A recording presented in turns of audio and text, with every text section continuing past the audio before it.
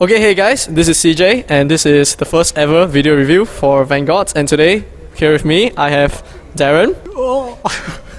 Okay, and that was Darren, and next to me I also have Honey Yao, our special guest star appearing today. Hey, what's up ladies and gentlemen? Okay, so as promised, today I'm gonna go through the deck review for Lawbringer, and first of all, I'm gonna tell you guys about its effect. I'm sure all you guys know its effect is to, at limit break 4 damage, is to counterblast 1. You bind all of the rear guards on your opponent's field, and he returns it to his field the next turn in any order he wants to. And if he has 5 rear guards, basically he chooses one of them and it retires.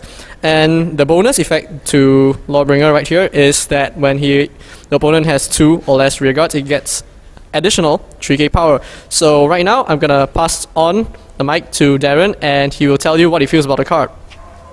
Actually, I have no comment on it at all. Okay, so it's Honey's turn to tell us a little bit about what he feels about the card. I personally like Lawbringer or Lawkeeper, however you want to say his name, because it gives Kagero runners or Cardfighters another deck to try out, and it's a different deck from the norm than your current meta decks like Dode, because it is much more cheaper to make, and most of the cards they synergize well with each another, and the power output, if your formation is settled, the power output can be very high, and it also gives the Kagero Cardfighters a chance against 10 to 11k Vanguards. Yeah, basically, the appearance of Lawbringer enables Kagero to hit the perfect number of 11k against 11k and 10k Vanguards very easily. Not just himself, he does get an additional 3k that works really well with Bar or any 7k boost, and even Ryopia. It makes cards like Dual X right here very useful, and overall, in my opinion, it is the best and the most consistent Kagero Vanguard effect. It doesn't really work well at the rear guard. At the rear guard, it's like just a 10k vanilla useless grade 3, but at the Vanguard, its ability is really threatening and it outshines a lot of the other cards, including Dragonic Overlord DN. So right now, we're gonna move on to cards that go well with it, and over here, you can see that there are cards that have been placed right here, right on the mat, and we'll move to Darren, and he'll tell you a little bit about what he feels goes well with Lawbringer. Cards that goes well with Lawbringer, I would say, would be Executioner here, because with the rise in amount of 10k Vanguards, a 12k attacker and another vanilla grade 1 AK boost at the back, forcing your opponent to drop 2 cards with no trigger included is pretty good. Okay, so Honey's opinion? Well, I personally like Ryopia behind Lawbringer because it brings out Lawbringer to the perfect number of 23,000, pushing out for at least 15,000 guards from a cross-riding unit for at least 1 trigger and 20,000 for 2. I also like the synergy between Velocity and in a Lawbringer deck because it actually helps out with the damage zone, and it also helps Lawbringer to run for another few more rounds if needed. Okay, so basically, Lawbringer makes the card like Dual X useful. It is to hit perfect number for 11ks and 10ks, but as you can see right here, I've put 2 cards, Dual X and Executioner.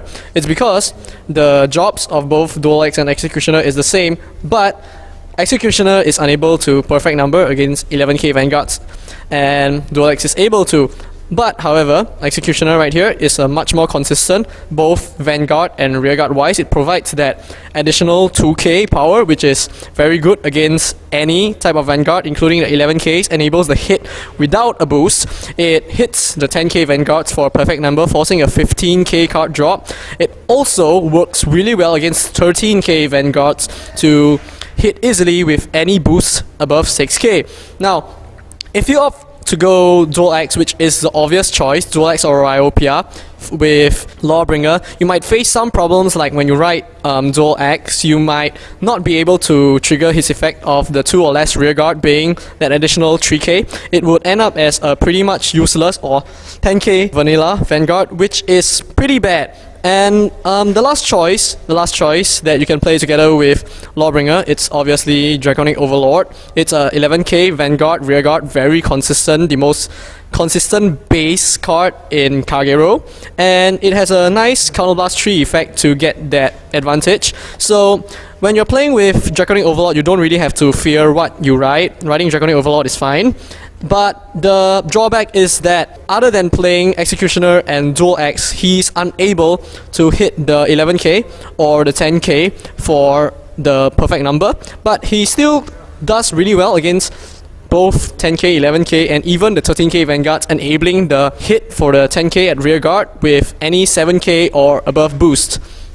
Yeah, alright, so right now moving on to the next segment. A lot of questions from the fans about Lawbringer and Dragonic Overlord at the end, which card is better. So right here, Honey is going to give a little bit of opinion about how it goes. So alright, so when Dragonic Overlord DN's chain is pulled off, it has a base of 13k on either player's turn. So I like it because it is both an offensive and defensive card, and the fact that Dragonic Overlord DN's personal blast can happen anytime in the game when your opponent or you yourself have 2 open damage. Whereas Lawbringer, in this case, he requires 4 damage to start his limit breaks and activate his effect, which can happen even later in the game if your opponent tries to stall you in that matter.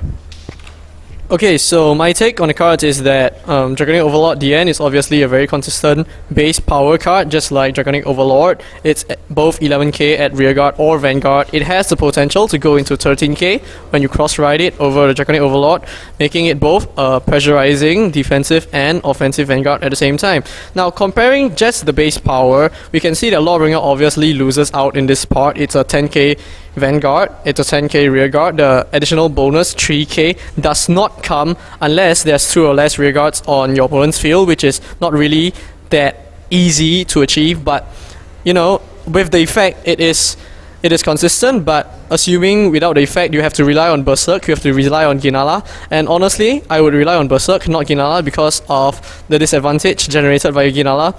Yeah, but when you're talking about the consistency of the effect, Dote obviously has the Persona Blast, you have to draw the card.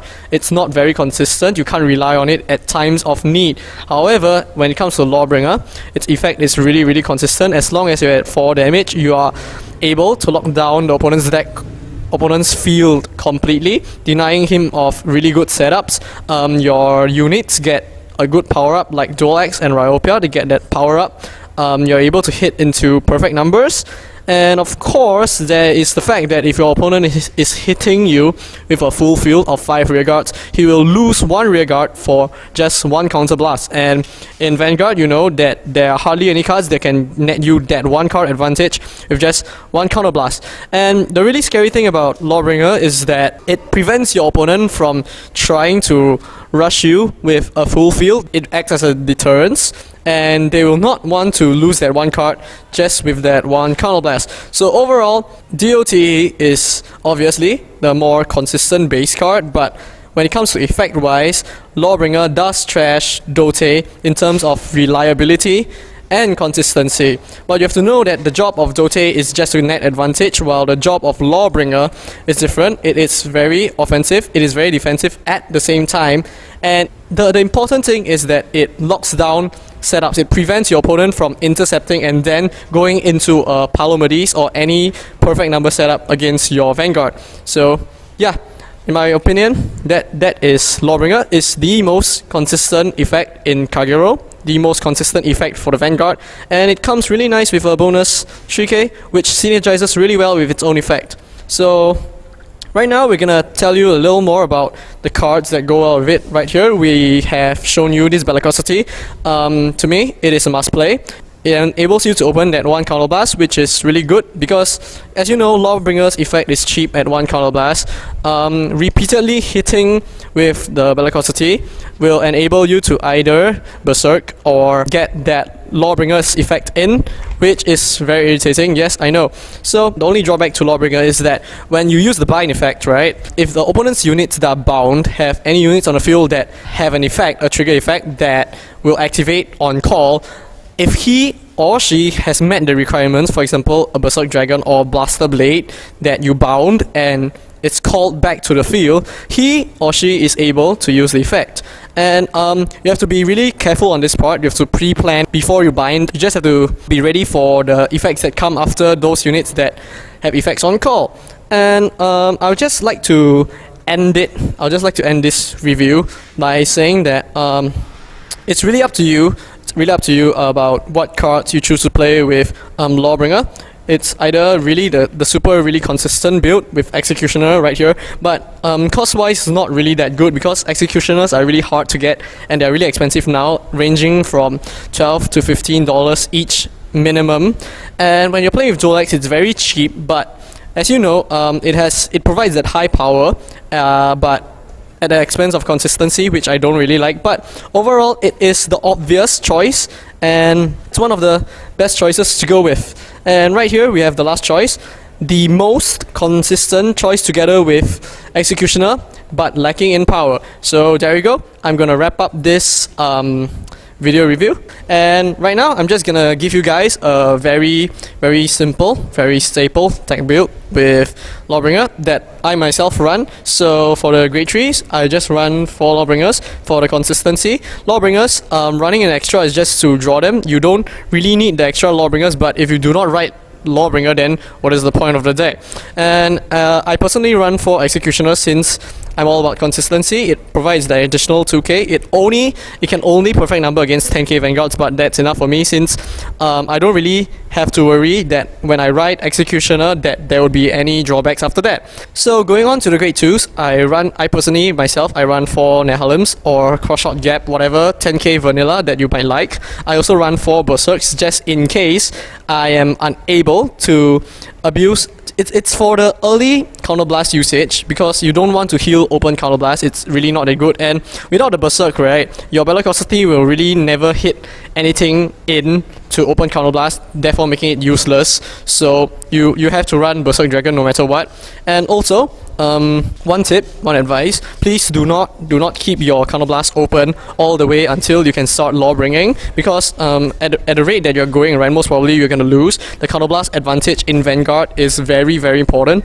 And so I run 3 Bellicosities, 4 Berserks and 4 Nehalims for my grade 2s. Grade 1s, I run 4 Bars, 4 Nullifies. 4 Nullifies is very staple. It is generally the trademark of all VST players.